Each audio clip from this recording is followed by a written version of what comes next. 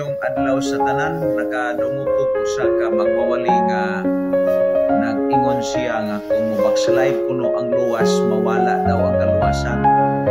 So ako na niklarohon diri sa Biblia, guys.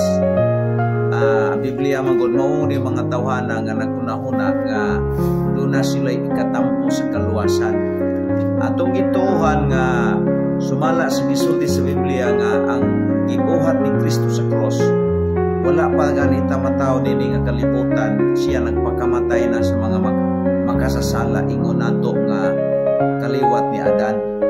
O gitinaw ni dinis pagsulti ni Jesus Christ sa John 3:16 nga matud pa niya, for God so loved the world that He gave His only begotten Son, that whosoever believeth in Him should not perish but have everlasting life.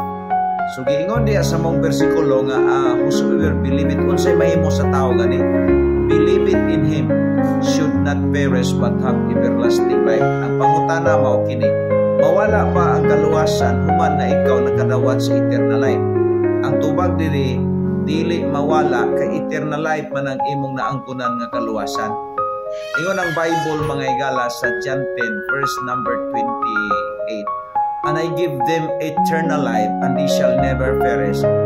And sa 29, ingon siya ay matud pa din sa 29 mga higala, giklaro gidiha mga higala ni Jesus Christ.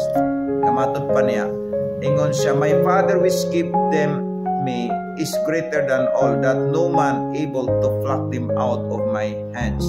So giklaro diha nga ang kaluwasan sa usa ka tinuod nga nakadawat ni Kristo dili gyud matamtam.